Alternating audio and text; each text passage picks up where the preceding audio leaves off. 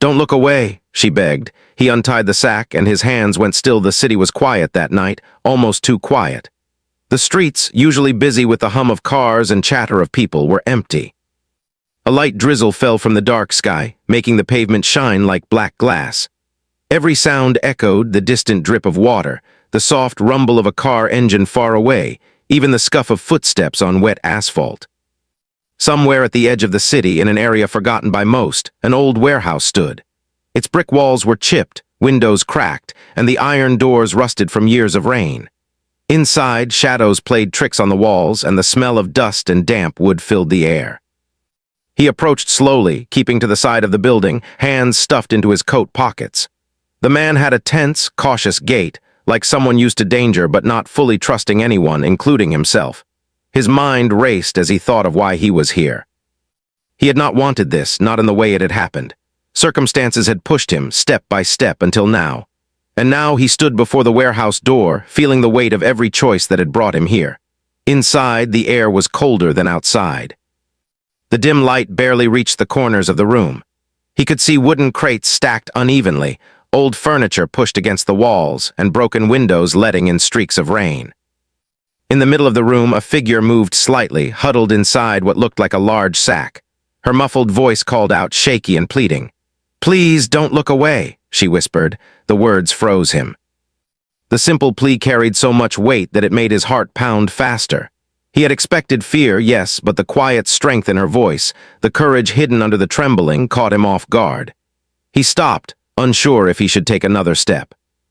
The rope in his hands felt heavy, heavier than it should, as if the room itself was pressing down on him, urging him to make a choice he didn't know he was ready for.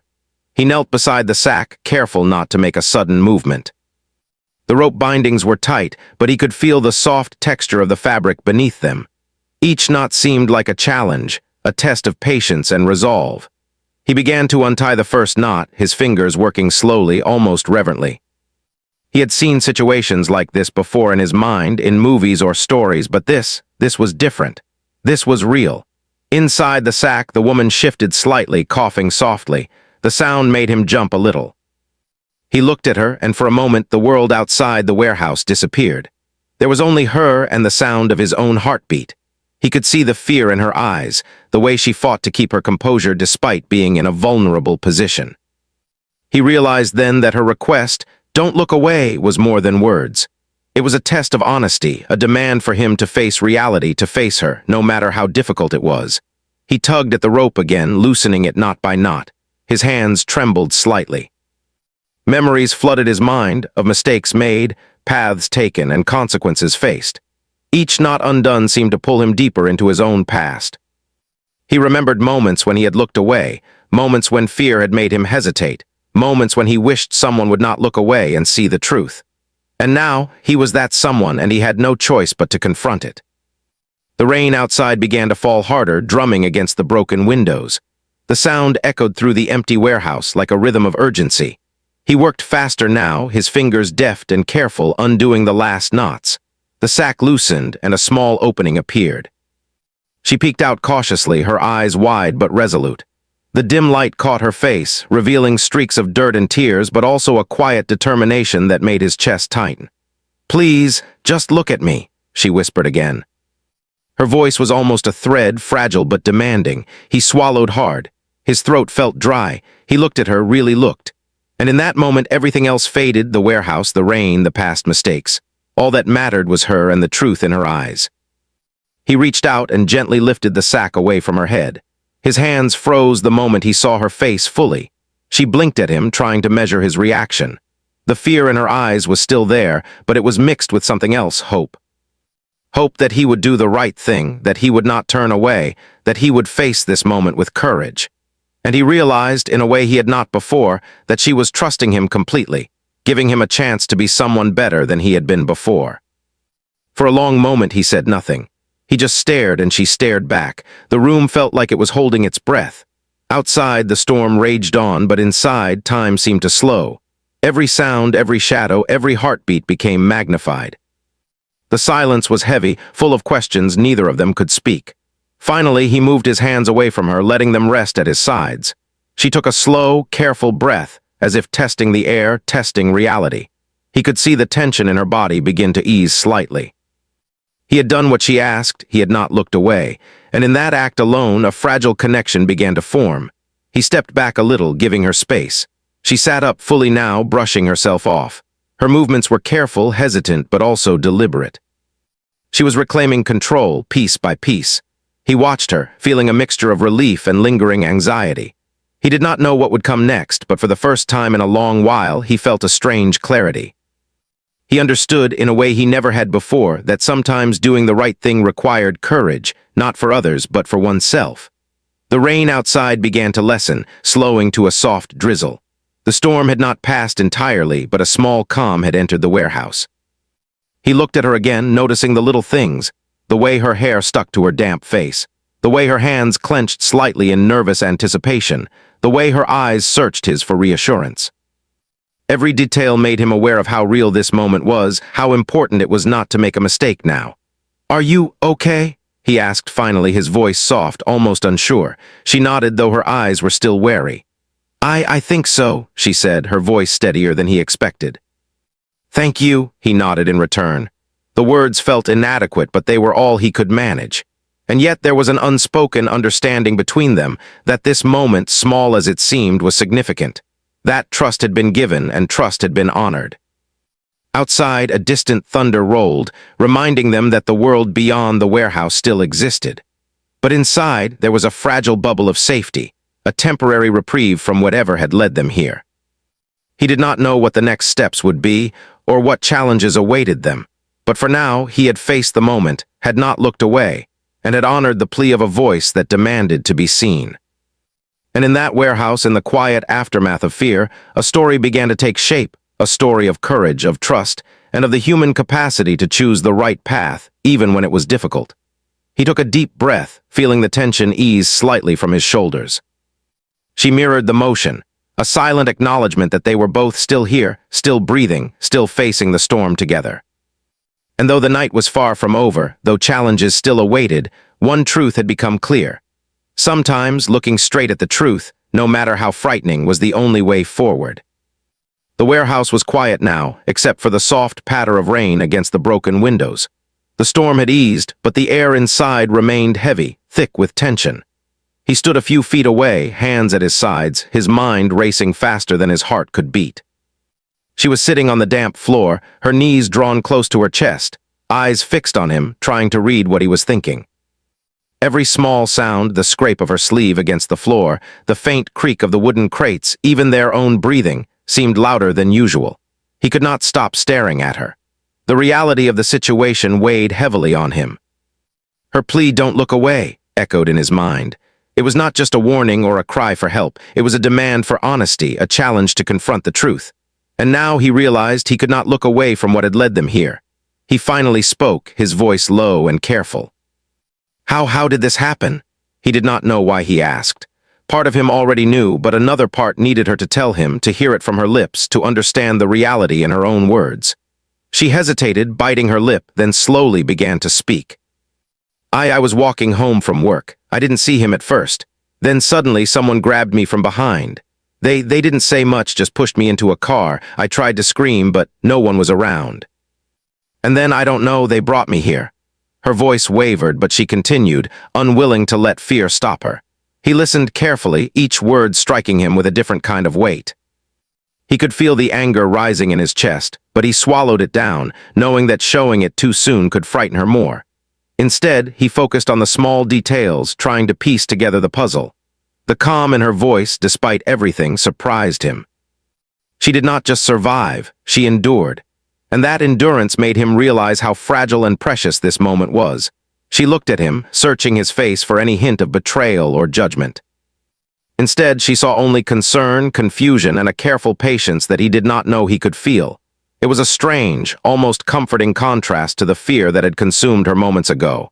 She took a deep breath and continued. They said I had to wait. That no one should look for me. I didn't know why. I didn't know what I had done wrong. I just wanted someone to notice, someone to care. I wanted someone to not look away. Her eyes glistened with unshed tears, but she did not let them fall. Her voice, though shaky, held strength. He felt a lump in his throat. He had expected fear, maybe anger, maybe pleading. But this was something else. She was showing him not just her fear, but her courage, her trust, and her humanity. And he realized in a way he had not before that his own role in this moment mattered more than he had understood. He took a cautious step closer, careful not to startle her. I want to help, he said softly, but I need to understand everything. I need to know exactly what's happening. His own voice sounded foreign to him, almost weak, but it carried sincerity. She nodded slowly as if weighing the trust she could place in him. I don't know much, she admitted. I only know they said things I didn't understand. They wanted me to wait and not move. They said someone would come, someone important, but they never came. I waited. And then you came. He blinked. The way she said it, almost like a lifeline had reached her, made his chest tighten. He realized how alone she had felt, and how much trust she had placed in a stranger when she needed someone most. Her words struck him with the full force of responsibility. He was not just there by chance. He was there because she needed someone to not look away, someone to face reality with courage and honesty. He sank to one knee, keeping his distance but lowering himself to her level. I'm here now, he said quietly, and I'm not going anywhere. I need you to tell me everything you remember, everything that matters. Every little thing can help. She hesitated, glancing around the room as if the shadows themselves might be listening. I remember a man. He had a deep voice, calm but cold. He didn't smile. He just watched, and then he left. He didn't untie me. He didn't say anything, just left me alone. I think they wanted me to wait for someone else, but I don't know who. Her hands trembled slightly, but her voice remained steady. He nodded, absorbing every word. Each detail painted a clearer picture of what had happened, of the danger that still lingered. But he also saw something else, her resilience. She had faced this fear alone, and she had survived. That realization made him feel both awe and a sharp sense of responsibility. He could not fail her now. The room grew colder as the rain continued outside. He wrapped his coat tighter around him, even though he had no idea how much warmth it could provide. His mind raced with possibilities. Who had brought her here? Why? And why had they left her waiting? Every scenario seemed worse than the last, but he knew he had to remain calm. Panic would only make things harder. She shifted slightly, sitting up straighter. Why are you helping me? She asked suddenly, her eyes narrowing in cautious curiosity. He looked at her, considering the question. It was a fair question. He could have walked away. He could have ignored the situation entirely. But something in her voice, in her courage, in her trust made it impossible. Because I can't not help, he admitted. Because I know what it feels like to need someone and not have them there, and I owe it to you to try. She studied him carefully. For a moment, the tension in her shoulders eased slightly. She did not speak, but her gaze softened just enough to signal that she believed him, even if only a little. That small trust was fragile, but it was enough to keep them both grounded in the reality of the moment. He looked around the warehouse again, taking note of the exits, the windows, the stacks of crates. His instincts were kicking in. They could not stay here long. Danger might return at any moment, and they had to be prepared. He needed a plan, a way to get her somewhere safe, away from whoever had left her in this situation. Can you walk? He asked, turning his attention back to her. She nodded, though slowly. I think so, she said, testing her legs carefully. Her movements were cautious, deliberate, but she did not falter. He could see that she had not given up, that she was determined to survive. He offered his hand, and she took it. The simple act, a touch, a connection, carried more meaning than words could express. It was a promise that he would not look away, that he would not abandon her, that he would face whatever came next with courage. Together, they moved cautiously through the warehouse, his hand still holding hers, guiding her through the shadows. Every sound, every movement was magnified in the quiet room. They could feel the tension lingering, the invisible weight of the unknown pressing down on them. But they moved forward, step by step, slowly reclaiming control over a situation that had felt entirely out of their hands. As they reached the door, he paused. The night outside was dark and wet, but it was freedom. He glanced at her, and she met his eyes, her expression a mix of fear and hope. He nodded slightly, a silent reassurance that they would get through this together. Outside, the rain had slowed to a gentle drizzle. The streets glistened, reflecting the faint light of distant street lamps. He led her carefully away from the warehouse, staying in the shadows, alert for any sign of danger. Every step was cautious, deliberate. They were not safe yet, but they were moving in the right direction. The woman glanced up at him, her eyes filled with gratitude and a quiet strength. "Thank you," she whispered, her voice carrying just enough to reach him despite the distance between them. He shook his head slightly. "No, thank you," he replied. "You've shown more courage than most people ever will, and you reminded me what it means to face the truth, no matter how frightening it is." They walked on, side by side, moving toward safety, moving toward the unknown together. The night was far from over, but for the first time since she had been left alone in the warehouse, she felt a small spark of hope. And for the first time in a long while, he felt that same spark, the knowledge that courage, trust, and honesty could guide them through even the darkest moments. The streets outside were slick with rain, reflecting the dim glow of the streetlights above. The night felt heavier now, the silence almost deafening. He kept a steady pace, careful not to rush, knowing that one wrong move could draw attention. The woman followed closely, her steps tentative but determined. Her hand remained in his, a quiet tether that reminded both of them they were not alone. Every sound made him flinch, a distant siren, the whisper of wind through the alleys, even the soft splash of water underfoot. His instincts screamed at him to stay alert, to watch every shadow. He could not afford to let his guard down, not when the danger that had left her in the warehouse could still be nearby. "You think they'll come after us?" she asked softly, glancing at him. Her voice carried more steadiness than he expected, but he could hear the tremor beneath it. "I don't know," he admitted honestly, "but we have to assume they might, so we keep moving and we stay aware. Every step matters." Her eyes met his, searching for reassurance. He gave a slight nod. "We'll be okay. I won't let anything happen to you." They turned a corner, stepping into a narrower alley that led to a quieter street. The rain had slowed to a soft drizzle, but the chill in the air made every step uncomfortable. She shivered slightly, and he wrapped his coat tighter around her shoulders, careful not to overstep but wanting to offer warmth. Her eyes softened at the gesture, a silent thank. "You." As they moved, he recalled the events that had led them here. The warehouse, the rope, the fear in her voice, every detail had left an imprint on his mind. He had faced fear before, yes, but never like this. Never with someone else depending on him so completely. And never with someone whose trust had been given so fully in the midst of terror. He knew that failure was not an option. They reached a small street that led toward a busier part of the city. The lights here were brighter, but so was the risk. People might see them, cars might pass too close, and somewhere, he imagined, danger could be lurking in the shadows. He slowed his pace, urging her to stay quiet and alert. Suddenly, a noise behind them made both of them freeze. The soft scuffle of footsteps, careful and deliberate, echoed off the walls of the alley. He crouched slightly, pulling her down behind a dumpster. Her breath hitched, but he placed a reassuring hand over hers. "Stay calm," he whispered. "Let's see who it is first." They waited, the silence stretching out, every second feeling like a minute. A figure appeared at the end of the alley, shadowed and indistinct. He could not tell much, only that it moved with purpose. The figure stopped briefly, glancing around as if sensing something unusual. Then, as quickly as it had appeared, it moved on, disappearing into the darkness. He exhaled slowly, realizing the danger had passed, for now. But he knew this was only a temporary reprieve. They needed a plan, a safe place, somewhere out of reach of whoever had left her in the warehouse. He led her toward a small park nearby, where he knew the main roads would allow them access to a taxi or bus without drawing attention. As they walked, the woman finally spoke again.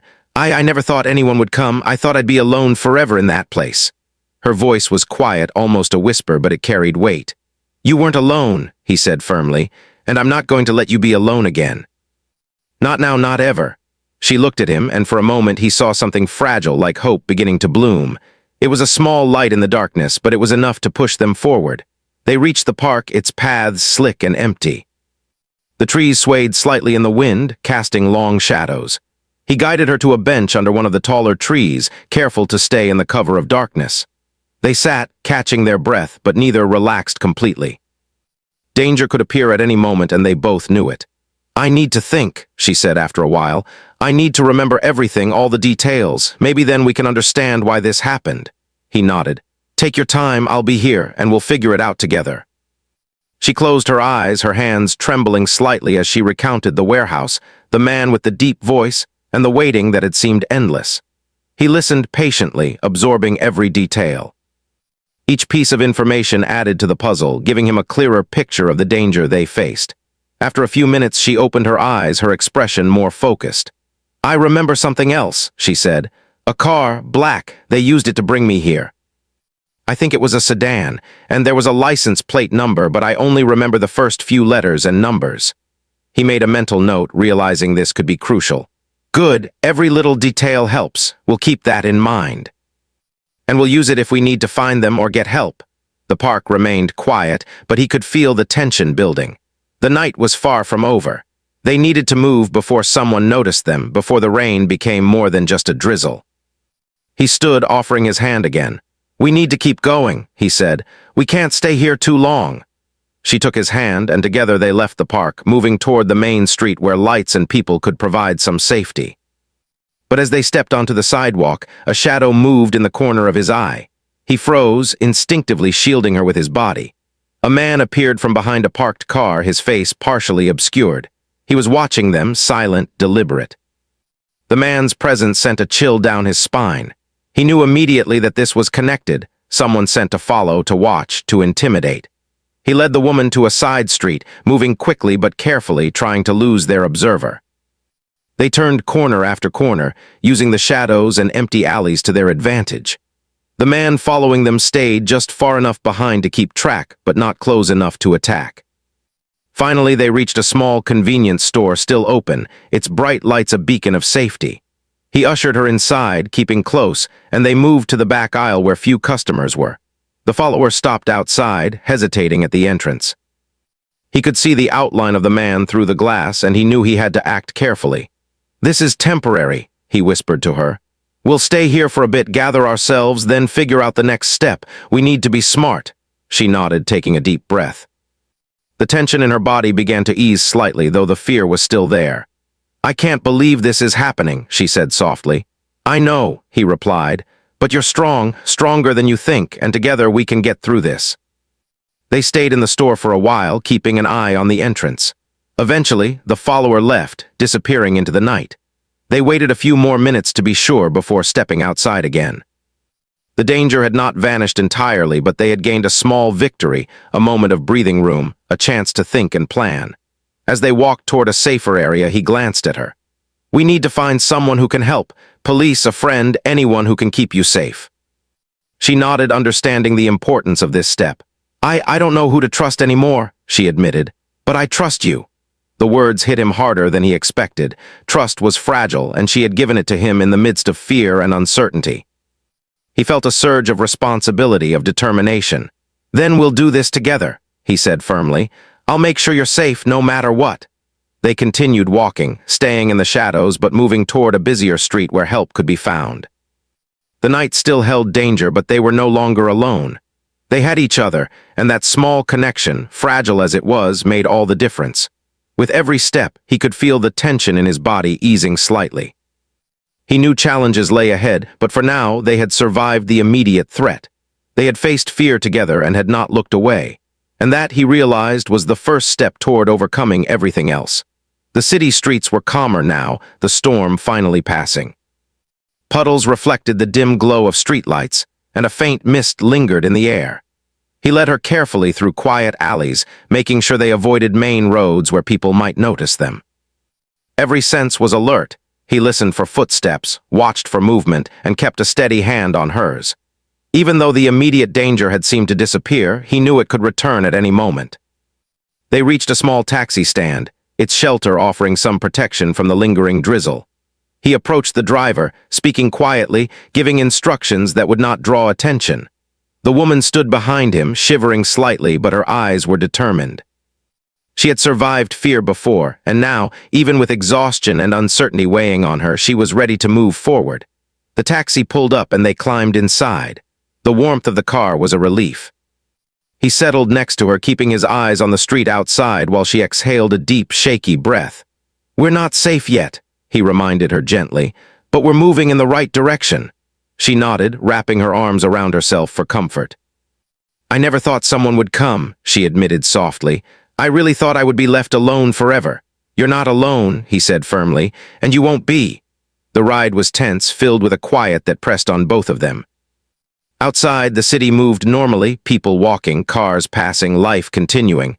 But inside the taxi, the weight of what they had endured hung between them. Every mile brought them farther from the warehouse, but the memory of fear was still fresh.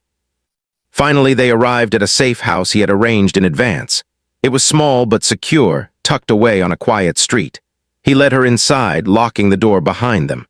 The sound of the lock clicking shut was a relief, though it did not erase the lingering anxiety. She leaned against the wall, closing her eyes for a moment, letting herself feel a small measure of safety for the first time in hours. He set his bag down and turned to her. "You need to rest," he said gently. "Eat something, drink water, and regain your strength." "You've been through a lot tonight," she nodded, but her eyes were still wary. "I can't stop thinking about what happened, about them, about what they wanted." He took a deep breath. "I know, and we'll figure it out. We'll understand everything. But first, we need to make sure you're safe. We can face the questions once we know the danger has passed." She allowed herself a small smile, the first real one since the warehouse. "Thank you," she whispered, "for not looking away." He felt a lump in his throat. Her trust had been placed in him when she had nowhere else to turn, and he had honored that trust. He nodded, unable to speak, but the gesture said everything. They settled into the safe house, and he helped her get something warm to drink.